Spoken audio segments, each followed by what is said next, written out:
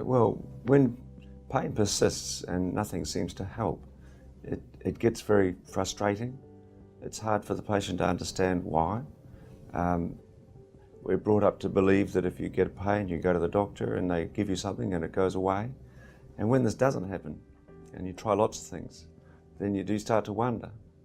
And sometimes the doctor might say, well, look, I think you're going to have to learn to live with this. The trouble is they don't usually tell you how. And people try lots of things. But at the end of the day, there's really no cure once pain becomes chronic. And that's a very hard thing to accept. None of us can really accept having to live with pain. So the fact that you get frustrated and depressed is not surprising. But it is something that you have to face up to. It's a reality that pain can persist. And it doesn't mean you're imagining it.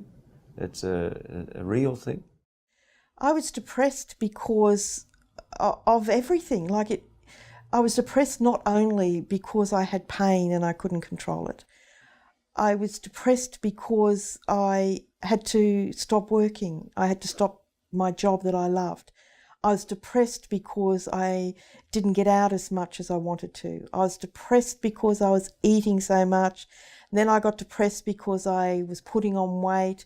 I was depressed because of expectations that were on me of being a religious sister, that I should be different. I was depressed because I couldn't do the things I loved doing. I was depressed because I felt as though I was losing control of my grip on who I was. And all those things are really difficult. One is bad enough, but someone with chronic pain experiences all those things. The good news is there are actually lots of things you can do. There's no magic, unfortunately. We would love to be able to get rid of the pain, but at the moment we can't honestly say we can do that.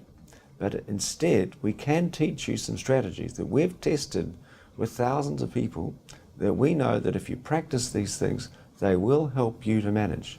They don't take your pain away, but they can reduce your pain and they can make life more livable, in fact, more bearable and in fact, more meaningful. Now, this is exactly the same as anyone else with a chronic disease like asthma or diabetes. There's no drug or fix for them either. There are drugs they can use, but they've got to do a lot of things too. Well, some of the most helpful self-management techniques or strategies that we use regularly and we teach our patients are things like self-calming strategies, like relaxation, meditation, but also identifying unhelpful patterns of thinking and trying to change those. It's not about just positive thinking, but also thinking about things that you can do that they're not just thinking about problems. Then there's modifying your activities, pacing activities that aggravate your pain, that allows things to get done without aggravating your pain too much. Sleep strategies, looking at the way you're sleeping. There's a lot of things you can do there. Your whole pattern of life change. It's not just feeling the pain and not feeling the pain. It's how you feel inside. It's how you feel about yourself. It's what you put in your body, how you see your own body. Because once the pain takes over your body, what do you have? You know, you feel as though you've got nothing. But once you control that and you take control of your own life by doing things that are good for you, then it works. Dealing with other people is another problem.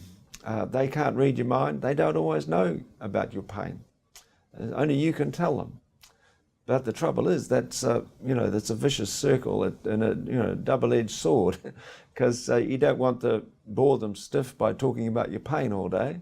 On the other hand, you want them to know you've got some limits. So looking at the way you communicate about your pain, that can be very useful too, particularly with the people you're close to. Well, of course, learning new skills when you've got a lot of pain or pain's bad is not easy, and it is going to be a struggle. That's a reality.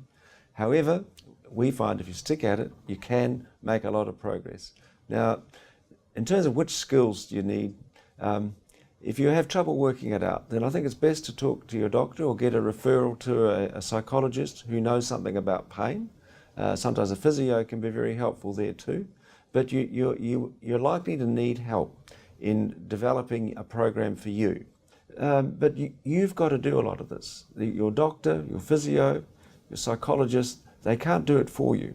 And we call this self-management because it's got to be done by the person in pain. Teaching you how to take the negative thoughts out of your brain, which sounds easy to do, but when you've got so many negative thoughts and you've got this hideous pain attacking you, everything comes down on top of you. Anything, you feel hopeless, you feel useless, you don't think you can go on. How am I ever going to do what I used to do beforehand? But the psychiatrists and psychologists help you get through that and help you know that you're not useless and you do have a purpose. You've just got to learn to do things differently. If you find that you're feeling very depressed and you're worried about it and you talked about it with your GP, he or she may recommend an antidepressant as well. That doesn't mean the depression's causing the pain, but it can complicate it and make it harder to manage. And it's appropriate in that situation to have some medication as well as the counselling. Now, the two actually work off each other and they can be very beneficial. Not everybody needs it, but some do, and that's important to discuss with your GP. Now, just like with the counselling, it's important the medication isn't just left and you carry on forever, but you review it regularly with your GP, and there should be specific goals you're aiming at for it to help you achieve. Just like with the counselling, it shouldn't be open-ended, but should have specific goals that you'd like to achieve within a certain time frame.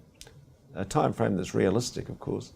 But if you work with your GP on that, then I think you can find that combination very helpful. And your psychologist and maybe physio can be part of that plan. And that will ensure you have the best outcome possible.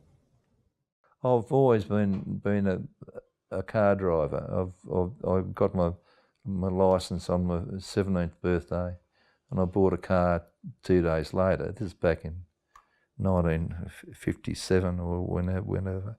And I've driven a car ever since, until I had my accident with my femur and my feet were playing up, and I got very sorry for myself because I thought, well, I can't drive because my feet are too bad, etc., etc., etc.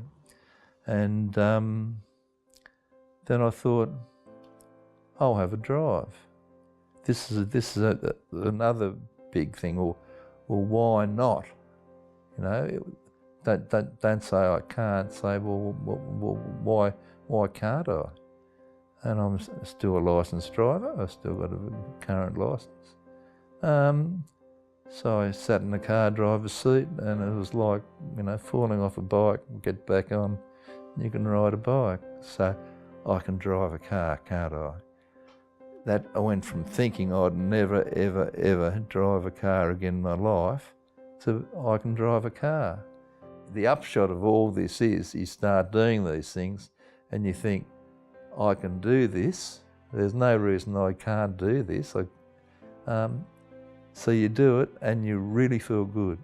And by feeling good about yourself and good about what you've achieved, your pain just sort of, so what?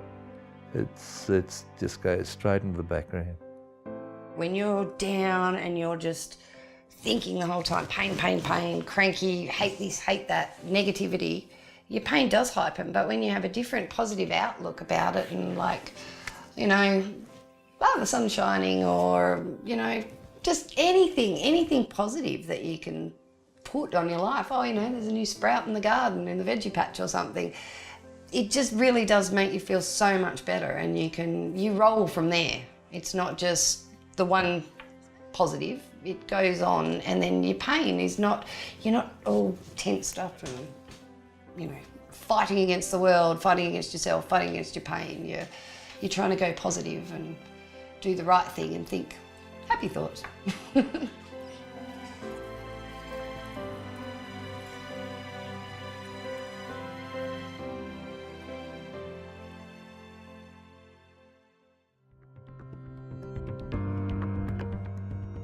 Now is a great time to fill out the thoughts and feelings section of your health plan. If you haven't already done so, click on the Health Plan button below the video and download the PDF. Print it out. After each video, fill out the relevant sections. You only have to fill it out once. Take your completed health plan along to your GP or your health professional. This is a great starting point to managing your pain.